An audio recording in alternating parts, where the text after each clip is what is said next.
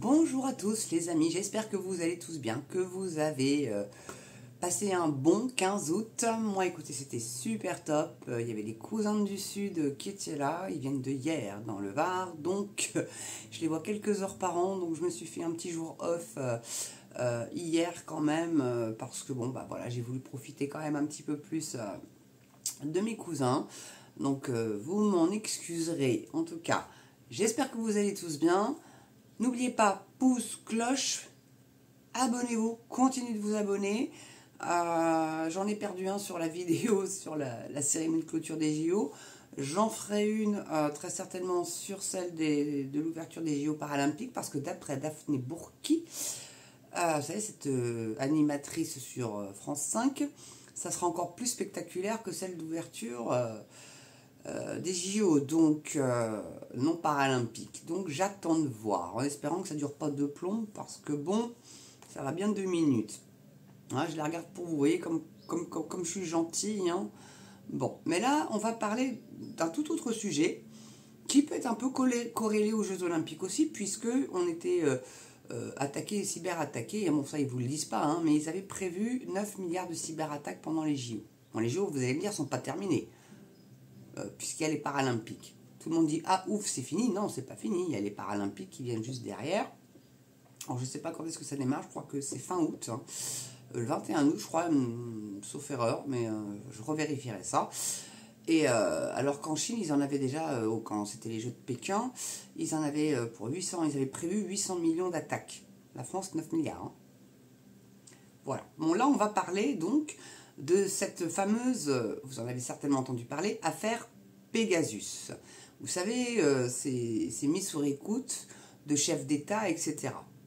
Là, je suis tombée là hier sur une vidéo de Juste Milieu, dont l'invité était Patrice Epelboin, et j'aimerais bien l'avoir aussi sur ma chaîne, ce monsieur-là, histoire de vous apprendre un petit peu à vous protéger quand vous utilisez vos smartphones et vos PC, mes amis. Parce que très honnêtement, attendez, c'est pas cadré cette histoire. Pardonnez-moi, hein, mais voilà, j'aime bien quand c'est bien droit, généralement. Voilà, c'est mieux. Parce que oui, voilà, bon, apparemment, ça n'est que les grosses entreprises, les chefs d'État, etc. Mais vous allez voir dans cet article-là que ça peut concerner aussi les particuliers et que vous avez beau avoir un antivirus, il vous sert strictement à rien. Voilà, un VPN chez soi, ça sert à rien. Par contre, quand vous vous connectez au Wi-Fi dans une gare ou au Starbucks du coin ou n'importe où, ou à l'hôtel, machin, c'est quand même bien d'avoir un VPN. Voilà, il y en a un gratuit que je peux vous conseiller, c'est Guardian. Totalement gratuit, c'est un petit chien.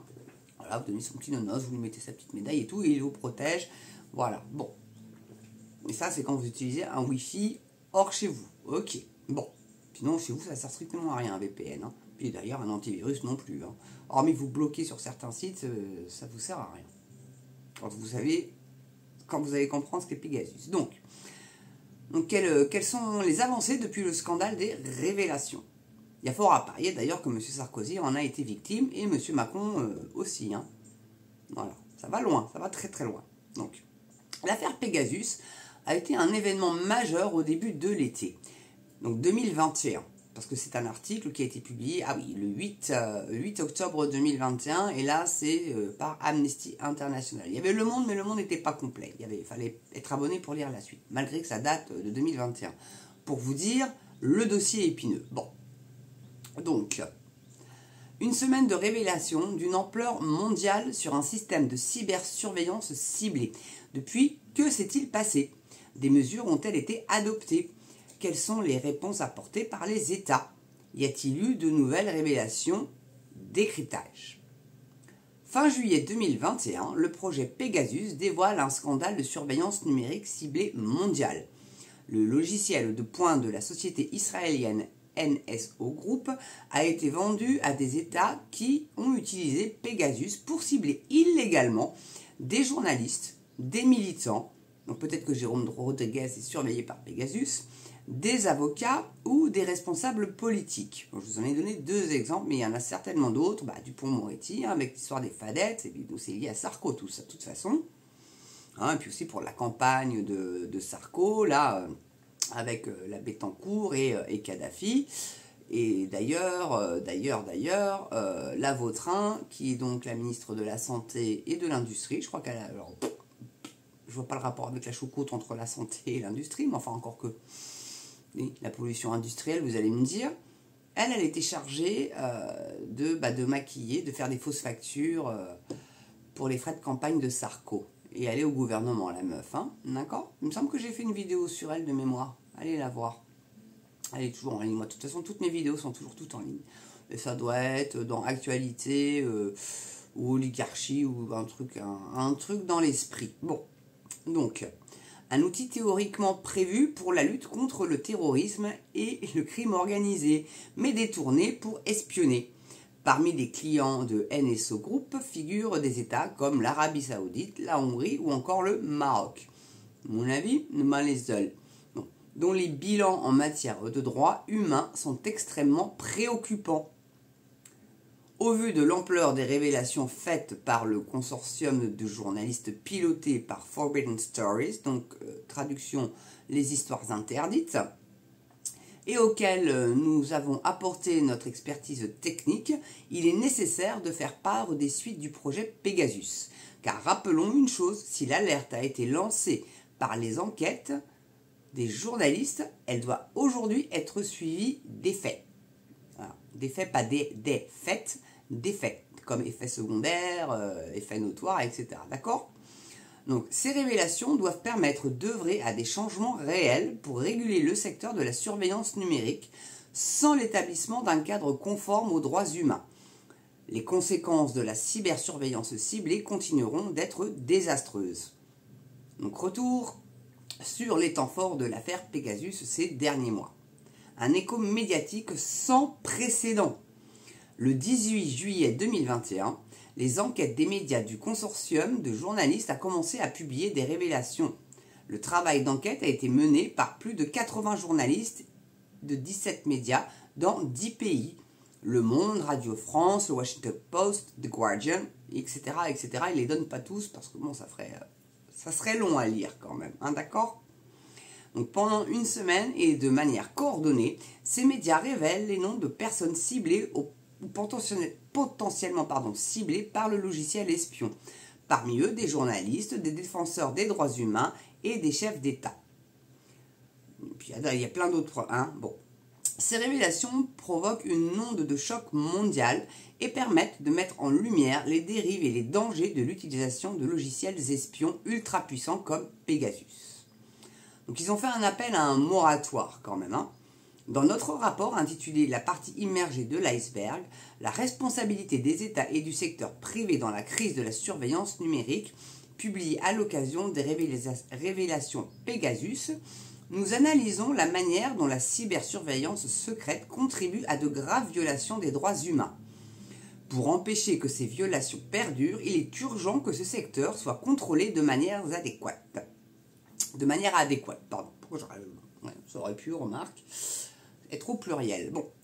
Nous appelons à un moratoire mondial sur l'exportation, la vente et le transfert et l'utilisation aussi des technologies de surveillance, et cela jusqu'à ce que soit mis en place un cadre réglementaire conforme aux droits humains. Oui, alors on connaît leur cadre réglementaire, généralement il est bafoué dans tous les sens. Hein. C'est bon. Moi je veux bien, hein, mais bon. Donc il y en a qui s'en foutent encore plein les fouilles. Voilà, dès que tu trouves une technologie, c'est sûr que là c'est la poule aux œufs d'or. Hein. Donc le 19 juillet 2021, donc Edward Snowden. Donc ça c'est un gars. J'ai été voir un petit peu, il est surligné, donc vous pouvez aller cliquer sur le lien, vous allez avoir tout le détail. Donc c'est un gars qui a 2,5 millions d'abonnés sur Twitter. Et lui, il a qu'un seul abonnement, c'est la NSA.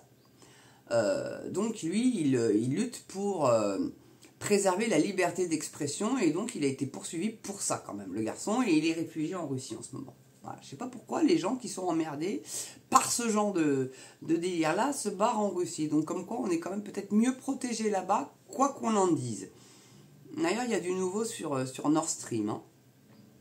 Je vous en ferai peut-être une petite vidéo, mais je vous invite éventuellement à aller voir celle d'Alexis Poulain sur sa chaîne Le Monde Moderne. Il vient d'en faire une, la dernière, sur les révélations sur Nord Stream et plusieurs youtubeurs en parlent, de plus en plus ça sort. Voilà. Donc, c'est assez surprenant, mais bon, après tout, pas tant que ça. Donc celui qui avait déjà révélé donc en 2013, hein, donc Edward Snowden, hein, un système de surveillance de masse par les services secrets américains réagit aux révélations de l'affaire Pegasus. C'est comme un espion dans votre poche. Cela ne devrait pas exister. Dans une interview à The Guardian, média partenaire du programme Pegasus, Edward Snowden rappelle l'urgence de mettre fin à la surveillance illégale ciblée. Il est temps que les règles changent. Ah, peut-être qu'ils vont vendre les données des caméras à reconnaissance faciale à Pegasus, hein, allez savoir. Allez savoir. Ou alors peut-être qu'ils vont acheter le logiciel pour pouvoir justement après mieux vous surveiller. Il faut savoir que si vous faites un demi-tour, par exemple, genre, je sais pas moi, vous avez oublié vous ressortez des courses, vous allez dire merde, j'ai oublié le pain, merde, j'ai oublié ci, j'ai oublié ça, vous faites un demi-tour. L'algorithme de la caméra de surveillance avec reconnaissance faciale va trouver votre attitude bizarre. Et dans les 5 minutes, vous avez des flics sur le dos. Mais c'est génial. Vidéosurveillance sans cette espèce de saloperie de reconnaissance faciale, ça suffit largement à dissuader déjà. Hein. Bon, bref. On a déjà parlé un peu vaguement, il me semble, mais bon. Donc NSO, donc cette fameuse agence israélienne, réfute toute responsabilité. Ah, qu'est-ce qu'ils sont courageux. Le 20 juillet 2021, l'entreprise d'équipement de cybersurveillance israélienne, donc NSO, groupe déclare nier fermement les fausses affirmations que contiennent notre rapport. L'entreprise écrit que les informations du groupement étaient basées sur des hypothèses erronées et des théories non corroborées. Ah, c'est pas théorie du complot là. Bon. Et répète que l'entreprise mène une mission vitale. Ouais, vitale, t'as raison. Donc NSO Group affirme avec insistance que Pegasus est utilisé tout à fait légalement pour récupérer des données sur les appareils mobiles de tel ou tel criminel de grande envergure présumé. Bon bah donc s'il surveille Macron avec ça, ça veut dire que c'est un criminel Macron, hein. En même temps, pas complètement faux. Puis Sarkozy, haute trahison, hein, ou corruption, à voir. Mais bon, haute trahison surtout. Hein. Donc Israël ouvre une enquête parlementaire. Le 22 juillet 2021, le Parlement israélien met en place une commission pour enquêter sur les allégations concernant l'utilisation du logiciel d'espionnage Pegasus par certains États clients. Les uns après les autres, les journalistes portent plainte. Depuis fin juillet, plusieurs plaintes ont été déposées par les journalistes, particulièrement touchés par les révélations Pegasus. Une plainte collective portée par RSF et regroupant 19 journalistes de 7 pays avait été déposée devant le parquet de Paris qui a ouvert une enquête. Mediapart, le Canard enchaîné ou encore le syndicat national des journalistes ont également porté plainte en France. Les affaires sont en cours. L'Arabie Saoudite, la Hongrie, le Maroc, le Mexique, 3 petits points de suspension, donc ils ne donnent pas tout. C'est marrant, il n'y a pas les USA, mais je crois qu'ils ont leur propre truc, mais bon. Ces États ont utilisé Pegasus pour surveiller illégalement des journalistes, y compris parfois au-delà de leurs frontières. En infiltrant leur téléphone, ils avaient donc accès à toutes leurs données, mettant particulièrement en danger leurs sources. Une atteinte grave à la liberté d'informer et à la liberté d'expression. Les autorités françaises confirment nos analyses techniques. Le 29 juillet 2021, les analyses des autorités françaises confirment que les téléphones de plusieurs journalistes ont été infectés par le logiciel espion. Une avancée importante. C'est la première fois que des autorités officielles confirment les résultats des analyses d'Amnesty Tech dans le cadre du projet Pegasus. Les chefs d'État réagissent. Le 22 juillet 2021, la chancelière allemande Angela Merkel demande plus de restrictions sur la vente de logiciels espions comme Pegasus pour notamment éviter qu'il n'arrive entre de mauvaises mains. Oui, parce que Pegasus en est un parmi tant d'autres, mais c'est certainement le plus puissant et le plus utilisé. Bon, mais il y en a d'autres. Donc le 25 juillet 2021, Emmanuel Macron, lui-même potentiellement ciblé par le logiciel espion, demande à Israël d'enquêter sur les révélations Pegasus. Je trouve que Merkel a été quand même un petit peu plus ferme que le Macron, hein, que le Poudré. Bon. Le ministre de la Défense Benny Gantz assure à Florence Parly, son homologue française qu'Israël prend au sérieux les allégations d'espionnage concernant le logiciel israélien Pegasus. Vous croyez que Tsahal ne l'utilise pas, vous? Enfin bref. Les députés européens réclament des actes forts. Le 15 septembre 2021, des dizaines de députés s'expriment pour demander à la Commission et aux États membres d'agir suite aux révélations de l'affaire Pegasus. C'est une petite parenthèse, mais comment vous croyez qu'ils arrivent à retrouver les chefs du Hamas? Là, ils en ont tué un, il a été tout de suite remplacé, et apparemment c'est encore pire que celui qu'ils ont buté. Bon, il va se faire buter aussi, mais ils vont tous les buter, mais ça sert à rien parce qu'il sera remplacé. Donc c'est pissé dans un violon, quoi. Enfin, bon. Donc l'ONU soutient le moratoire. Encore heureux, j'ai envie de te dire. Le 12 août 2021, les révélations Pegasus ont eu un écho jusqu'aux Nations Unies. Dans une déclaration conjointe, des rapporteurs spéciaux conscients appellent les États à suspendre la vente et le transfert de technologies de surveillance en attendant qu'une réglementation forte soit adoptée au niveau mondial. Le 14 septembre 2021, la haut-commissaire aux droits de l'homme de l'ONU souligne la nécessité de réguler et rendre transparent le secteur de la cybersurveillance et appelle à mettre en pause ce commerce. Non, c'est pas en pause, faut l'arrêter, bon Dieu. Donc des prises de parole fortes qui rejoignent les demandes que nous portons. Un moratoire mondial s'impose immédiatement pour contrôler le commerce et l'utilisation des outils de surveillance. Le projet Pegasus primé au Parlement européen. Primé. Le 14 octobre 2021, le Parlement européen récompense Forbidden Stories pour les révélations Pegasus en lui attribuant le prix du journalisme d'investigation. Bah voilà notre petite Van der Leyen, dites donc. Le réseau de journalistes du projet Pegasus est le premier lauréat du prix Daphne Caruana Galizia, un prix décerné par le Parlement européen qui récompense un journalisme exceptionnel promouvant ou défendant les valeurs de l'Union européenne. Ah bah, sont bien les valeurs européennes, hein? Attendez, bougez pas, mais est-ce qu'ils espionnent la Van der Leyen? Ça serait intéressant de savoir, ça tient. Parce que là, pour le coup, en utilisant Pegasus, on va peut-être les avoir, les fameux SMS avec Bourla. Ah, qu'est-ce que vous en pensez? Ça serait pas mal, hein? Ah bah, comme elle a décerné un prix, elle s'est peut-être un petit peu protégée, la Van der Pute. Bon, bref. Enfin, bref. Donc, incroyable, incroyable. Donc, nous sommes fiers d'avoir travaillé avec les journalistes pour exposer ce scandale de surveillance numérique.